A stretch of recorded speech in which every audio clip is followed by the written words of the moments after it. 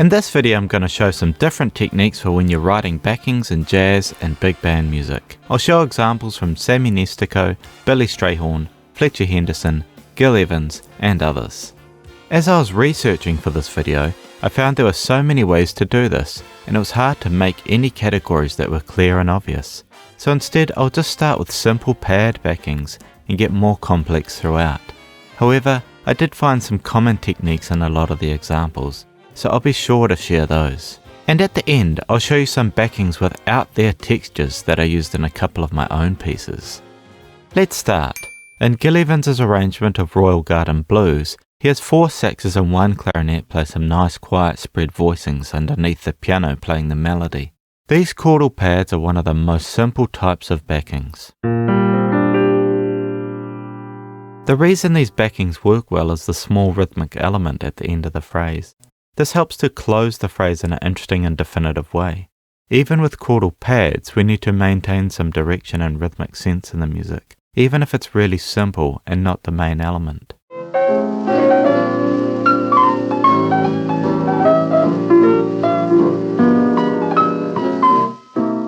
In Chelsea Bridge, Billy Strayhorn utilises the sax section underneath the tenor sax solo. There is a really nice clear melodic direction and basic rhythmic sense in the phrase. Even just a simple descending melody like this can make all of the difference, and it ensures they don't sound aimless.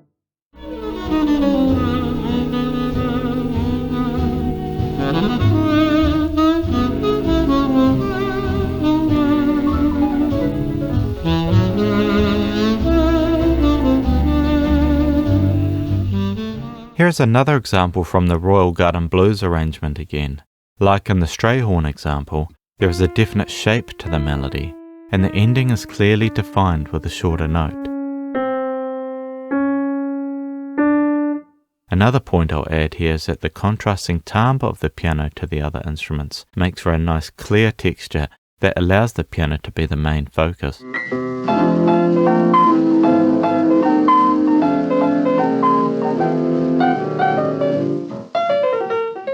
In Sammy Nestico's marvellous piece The Queen Bee, he utilises a small rhythmic element that is passed between the trumpets and trombones.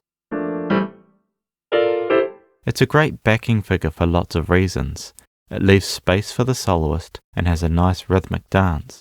And the brass have a different timbre to the tenor sax soloist, and it relates to the main motif for the melody.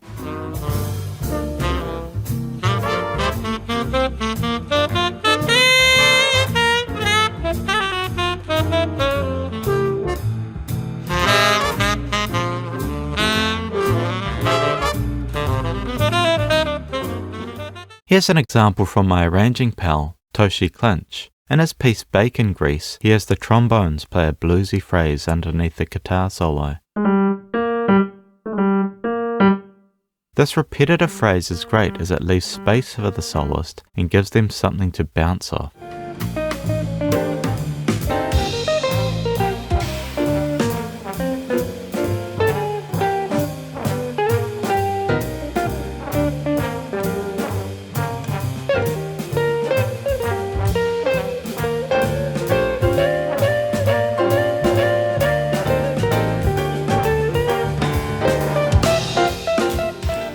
By the way, if you're enjoying this and liking these ideas and techniques, you can learn directly from Toshi and I in our Arranging Studio lectures and workshops which we started at the beginning of 2026. Link is in the description.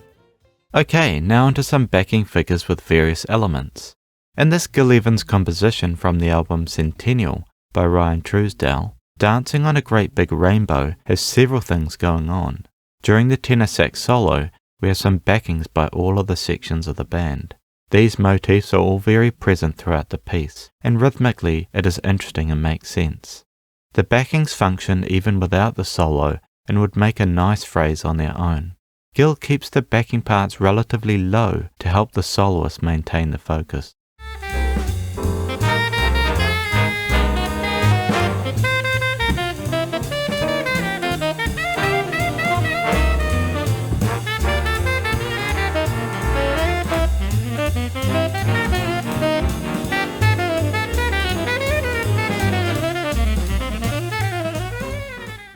Contrasting timbre and range are at play in this next example of Fletcher Henderson's arrangement of King Porter Stomp, played by the Glenn Miller Band.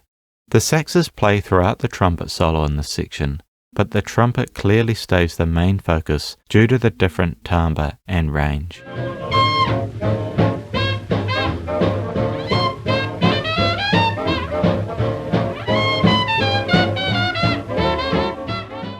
This next example by Tom Rainey in his piece Hymn Secular is a dramatic shift from the previous examples in that it challenges the player to shape their solo and respond to the ensemble.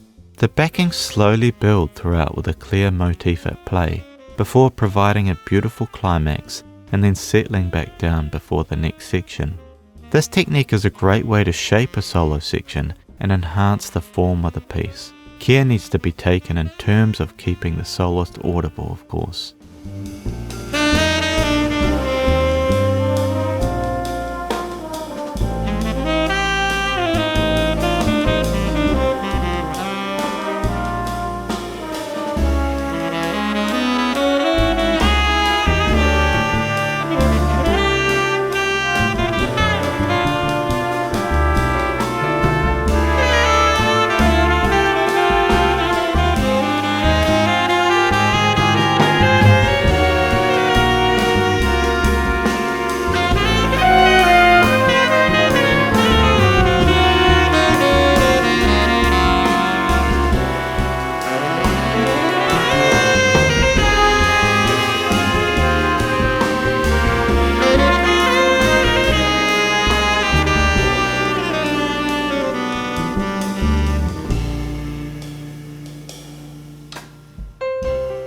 You can hear the entire piece on YouTube. Link is in the description. Back to Bacon Grease by Toshi Clinch. There is a similar idea of shaping the solo in this piece as well. As the guitar solo continues, more of the band enter with rhythmic phrases, creating more and more excitement throughout the solo section. This shapes the solo section, helping it to build into the next part of the arrangement.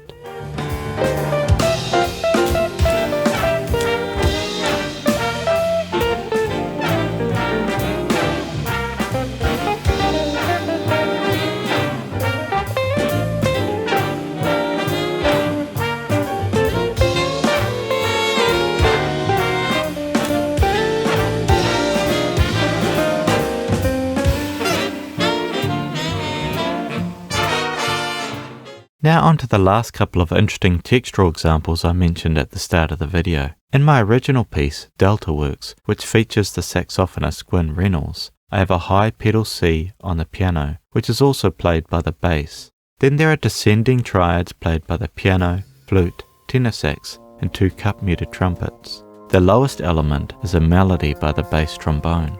It's very spacious rhythmically, and the airy feel is enhanced by the wide range of the music. Gwyn played a marvellous solo here.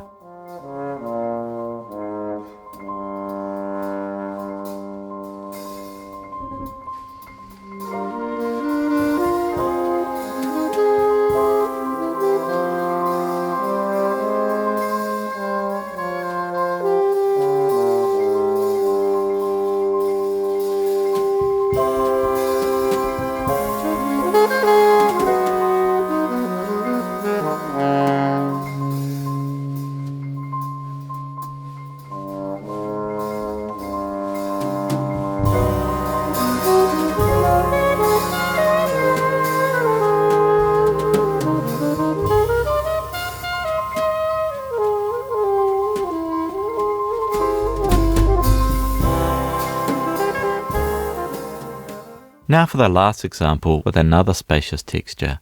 In another of my own pieces, On Dark Wings, underneath the piano solo I utilised simple pads, but played by a low flute, bass clarinet and tuba over the bass and melted drums.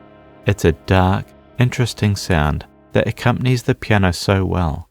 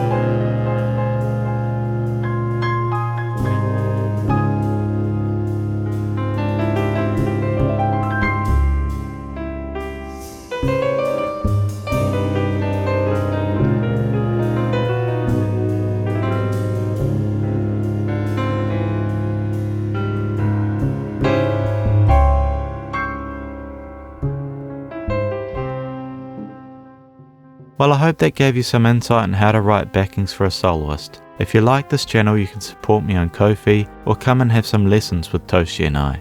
Peace.